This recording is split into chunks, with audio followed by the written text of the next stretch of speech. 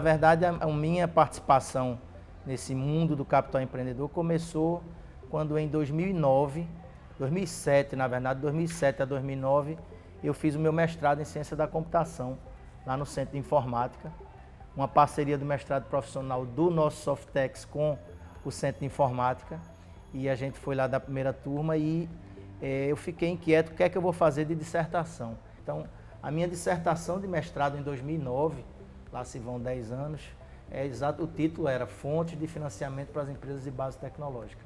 Eu comecei a tentar entender minimamente como é que isso funcionava, e uma das empresas que estão citadas lá na minha dissertação é a Meantime, de Jaime, que tinha recebido investimento em que ano, Jaime? Em 2003. 2003. Que essa é um pouco da história da minha entrada nesse mundo de capital empreendedor, venture capital. Em 2001, o César precisava de um gerente de projetos para iniciar um projeto com uma grande fabricante de celular. Esse fabricante de celular ia lançar no mercado celulares que teriam a capacidade de fazer download de aplicativos, e hoje a gente conhece como smartphone, mas naquela época não se usava esse termo, e eu fui contratado para gerenciar uma equipe para desenvolver software para esses celulares que iriam ser lançados no mercado. Era um projeto super inovador, tinham 5 equipes no mundo trabalhando com esse tipo de tecnologia, uma aqui no Brasil, uma na Índia, uma na Rússia, eu acho que 2 nos Estados Unidos, algo assim. Tinha um desejo muito grande de me aproximar a essa indústria que a gente entende como a indústria do futuro, né? De tecnologia, de inovação. E no escritório a gente só conseguia trabalhar com quem tinha galpão, máquina pesada, enfim, porque os bancos exigem garantias reais, né? Então a gente fala muito que cabeça de gado é aceita como garantia, mas cabeça de gente, né, não é. Então essa era a grande dificuldade de atuar no setor de tecnologia da informação, e aí fiquei extremamente feliz quando em 2016, né, Jaime me telefonou para convidar para a gente colocar uma proposta, né, enfim, se apresentar e concorrer a essa vaga que estava surgindo para sermos gestores para a região Nordeste do Fundo Criatec 2, né, o segundo aí da série Criatec. Então, assim, foi o meu ingresso, né, assim, mais recente no mundo do Porto Digital e mais próxima das empresas de tecnologia daqui. Só que a gente tinha uma ideia, a gente dominava a tecnologia, mas a gente não tinha dinheiro.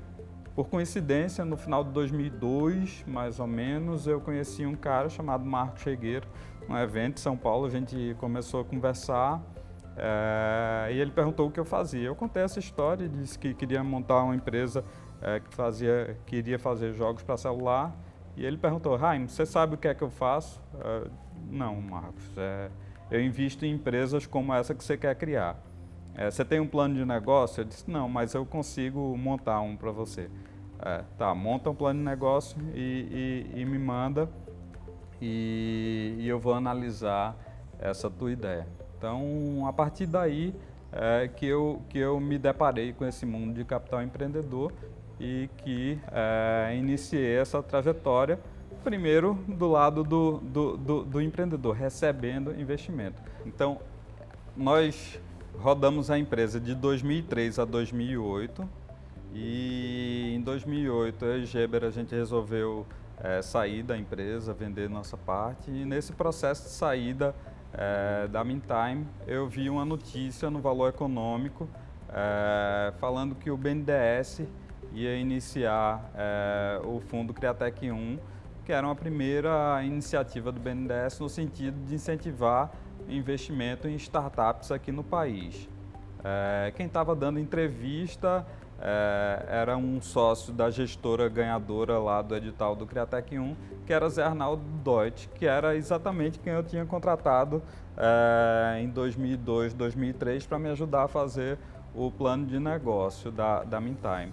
Então eu mandei um e-mail para Zé Arnaldo, um e-mail rápido de uma linha, dizendo: Zé, que projeto legal, parabéns. E ele respondeu o e-mail dizendo: poxa, Raim, que coincidência, eu ia te ligar porque eu estou precisando de uma pessoa para tocar isso aí em Recife, aí no Nordeste. E terminou que semanas depois eu estava como gestor do Fundo Criatec 1 aqui tocando a Regional Pernambuco. Então, em 2008, de fato, eu estava dentro da indústria de Venture Capital, de capital empreendedor aqui no país.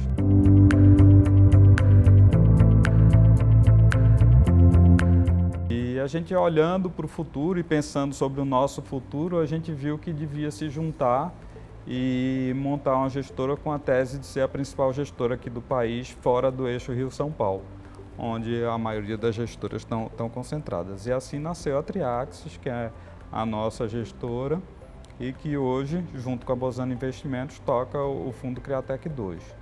Um fundo de 186 milhões com investimento em 36 startups de tecnologia em todo o país. E eu lembro que em 2006 a gente foi a primeira empresa aqui no Porto Digital a aprovar um projeto no programa Juro Zero da FINEP. E isso é importante que fique registrado, foi crucial para o crescimento da Courrier. A gente pegou na época algo em torno de R$900 mil a juro zero para ser pago em 100 parcelas sem juros, né? Então isso não existia na época, esse foi um programa, o ministro à época era o pernambucano, o ministro da Ciência e Tecnologia era Sérgio Rezende, comprou inclusive uma briga grande na época com a academia para poder colocar dinheiro de P&D dentro de empresa privada através desses editais, e a gente foi a primeira a aprovar. A gente fez os primeiros investimentos em 2015, a convite do CESA, o Centro de Estudo Sistema Avançado do Recife. Eles estavam exatamente lançando a iniciativa do Cesar Labs, e eu lembro bem que Sérgio Cavalcante, à época superintendente do CESA, veio bater um papo comigo, porque Irã tinha tido a primeira conversa, ficou sabendo que eu estava me preparando junto com o Ítalo, que é meu irmão e sócio em boa parte das iniciativas que a gente atua. Estava se preparando para fazer investimento anjo. Ítalo tinha rodado algo em torno de 6 a 8 aceleradoras no Brasil. Na época a referência era a Carioca 21212, que eu acho que nem opera mais hoje, né? Mas era uma das referências na época. E a gente foi, na verdade, conhecer as aceleradoras, esse foi o primeiro passo. E tomamos a decisão de fazer um investimento no Cesar Labs por dois motivos muito simples. A gente entendia que a proximidade física com o empreendedor, principalmente nessa fase inicial, ela era crucial. Então a gente estava localizado aqui, então a gente tomou a decisão de fazer a primeira experiência com o Cesar Labs pela proximidade física e a questão do background técnico que o Cesar tem. A gente entendeu que aquilo era um ativo importante para o Cesar apoiar com background técnicos as startups e a gente, como investidor anjo, aportar o famoso Smart Money. A questão da atração de investidores aqui para o nosso ecossistema acho que é crucial para o crescimento e amadurecimento do Porto Digital, né? Quando nós olhamos para outros clusters de inovação que tiveram sucesso ao redor do mundo, a gente vê que em todos eles tem uma forte presença dos investidores. Então, é um pilar importante que a gente precisa construir aqui no nosso estado. Quanto mais investidores tiver próximo das nossas empresas, maior a chance de ter empresas recebendo investimentos, sendo acelerada por esses investimentos e tendo sucesso lá na frente, né? E empresas que passam por esse ciclo e têm sucesso certamente vão provocar a geração de novas empresas e a entrada de novos empreendedores. Acho que, na verdade, até para Pernambuco, a nossa referência não deve ser o Brasil, né? Acho que a nossa referência deve ser, de fato, outros mercados internacionais. E eu penso que essa discussão de qual é o capital que é adequado aos negócios é algo que os próprios empreendedores, acho que isso precisa ser ensinado, né, assim, como um todo, precisam entender o que é inerente, de fato, ao capital de risco, o que é inerente a um financiamento bancário. É melhor que você seja franco com alguém que está disposto a assumir aquele risco contigo e diga, olha, isso aqui é um negócio de risco, por isso eu não vou entrar, eu não estou pedindo um empréstimo, eu estou pedindo alguém que acredite comigo, que eu consiga mostrar que essa minha ideia faz sentido, que eu tenha as competências necessárias para construir isso daí Então vamos junto. Se der certo, a gente deu certo junto, a gente vai compartilhar esse lucro, né, esses benefícios exponenciais, né? E se der errado, estamos quites, né? Enfim, a gente fez o nosso máximo. Então é importante entender as diferenças fundamentais até entre as origens e as fontes de financiamento.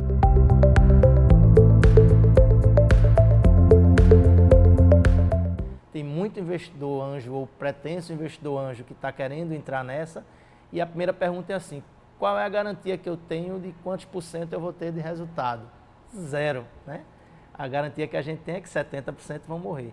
Então existe um longo caminho, eu concordo com a Ana, que a gente tem um longo caminho de aculturamento, e sem dúvida não acho que esse é o maior desafio. Precisa exatamente a gente começar a atrair, que é o outro movimento que a gente vem fazendo em conjunto, né? Através de eventos como o Pernambuco Avança. Atrair essa temática do capital empreendedor que nós estamos tratando aqui hoje, atrair gestoras de fundo de investimento, atrair mais investidores.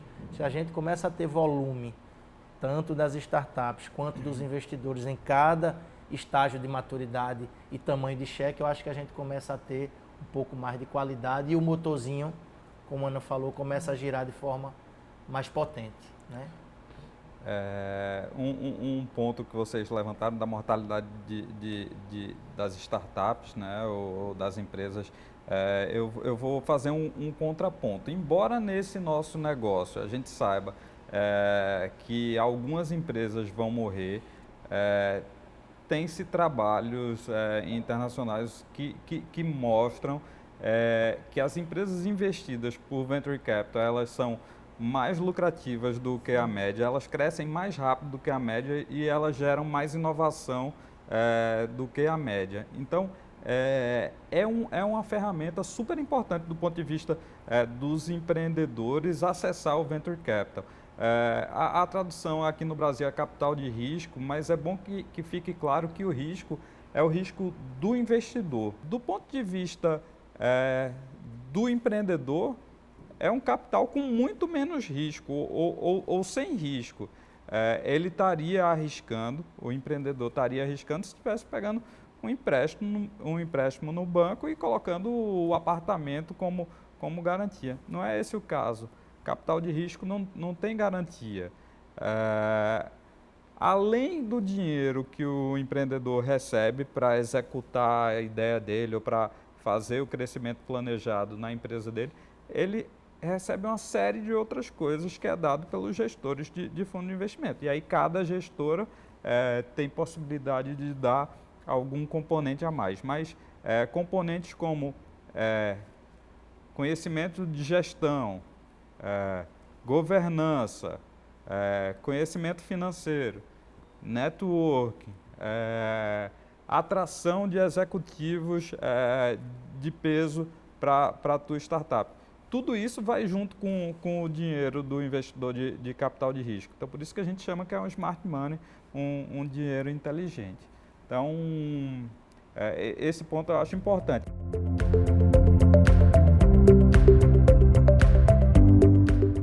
Eu tenho a impressão que a gente aqui no país ainda tem muita regulação pronta, que a gente não utiliza da melhor forma, né? Assim, a gente às vezes reclama, né, que o arcabouço institucional não está formado, mas eu estava essa semana, por acaso, dando uma olhada maior, por exemplo, em equity crowdfunding, né, que foi regulado há 2 anos atrás, e é uma ferramenta super fácil, simples, acessível, sem amarras, e que a gente ainda escuta relativamente pouco, né, assim, então acho que é bom a provocação também da gente ser um pouco mais,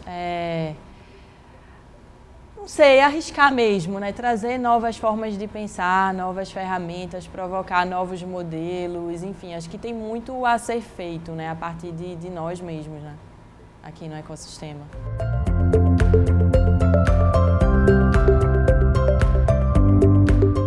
Falando um pouco sobre a necessidade de trazer as famílias empresárias pernambucanas para próximo desse mundo de um capitalismo mais moderno, Eu acho que a gente abordou um pouco desse tema no último Pernambuco Avança, né? Que inclusive foi um evento que, quando a gente criou lá atrás, tinha essa intenção, juntar esse capitalismo mais moderno, do capital empreendedor, do investimento em tecnologia, para próximo das famílias tradicionais aqui do Estado. E por que isso se torna ainda mais importante agora? Porque com a queda das taxas de juros, aquele dinheiro que antes podia ficar parado lá no banco rendendo, ele deixa de render, ou ele rende muito pouco. Então, para você ter um rendimento diferenciado do seu dinheiro, você vai ter que começar a arriscar um pouco mais. Você vai ter que ter um pouco mais de exposição ao risco. E aí, tradicionalmente, Venture Capital, capital empreendedor, é uma das possibilidades de investimento que lhe colocam num patamar de risco um pouco mais elevado, mas com a possibilidade de retorno também muito maior. Então, acho que esse tema ganha importância nesse cenário. Tenho percebido, assim como o Jaime citou também, que o volume de aproximação das famílias empresárias tem se intensificado ano após ano, né? É muito comum integrantes, principalmente da terceira geração talvez, alguns da segunda ainda, mas segunda, terceira geração, das famílias empresárias centenárias que a gente tem aqui no estado, principalmente, se aproximando e naturalmente querendo entender um pouco mais. Por quê? Porque entendem que virou um ativo interessante para você colocar pelo menos parte da sua liquidez, da sua riqueza nesse tipo de ativo. Então, a gente tem movimentos muito claros, né? A gente acabou de ter a contratação de Sérgio Cavalcante, que era superintendente de um centro de inovação e está pilotando a iniciativa de inovação de um grupo como o Grupo Cornélio Brenan.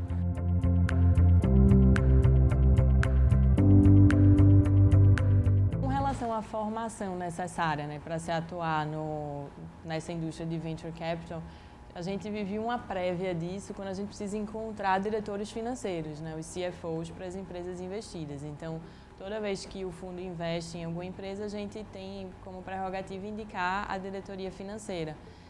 E já essa função não é tão simples assim de se encontrar, né? E isso já fez a gente refletir bastante. Recentemente fiquei muito feliz quando vi a Liga das Finanças chegarem à Universidade Federal de Pernambuco, né, no curso de administração. Mas acho que essa formação mais sólida em finanças, ela precisa acontecer. Então, a gente fala muito aqui, né, no ecossistema sobre a necessidade gigantesca de formação em tecnologia da informação, né? Mas a formação financeira também é algo que a gente precisa incentivar.